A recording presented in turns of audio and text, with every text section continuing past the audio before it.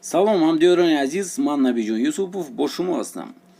бо тафсон шудани ҳаво дар Тоҷикистон бисёриҳо аз ҷумла наврасон худро ба кӯлу дарё мезананд то шиддати гармиро камтар эҳсос кунанд, вале ҳар сол дар ҳамин айём даҳҳо нафар ба далели ба гуфтаи мақомот надонистани қоидаи шино дар об ғарқ шуда ҷони худро аз даст медиҳанд.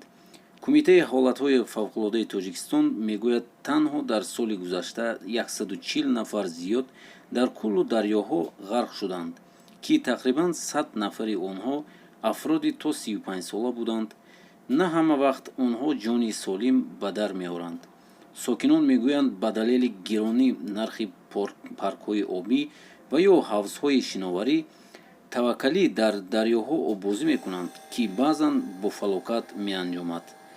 Мақомоти Кумитаи ҳолатҳои фавқулодаи Тоҷикистон аз сокинон хостанд дар мавсими гармҳо қоидаҳои беҳтарин шиноро риоя кунанд ва аз волидон хостанд, ки кӯдаконро дар соҳили руду ҳавзҳо беназорат нагузоранд.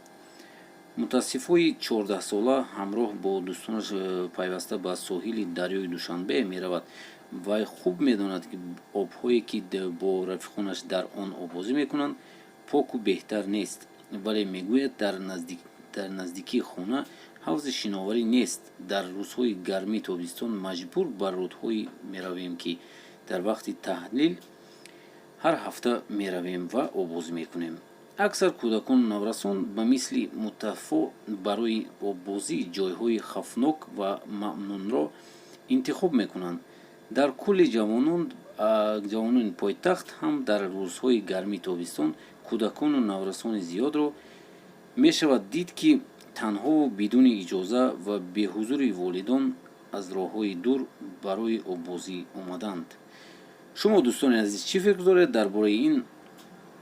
Бояд назорати мақомот буданаш дар кор ё нест? Шумо чӣ медонед? Аввал назорати тарбияи падару модар ё ки назорати давлат аст, ки ба пеши об як қаравуле буданаш дар кор?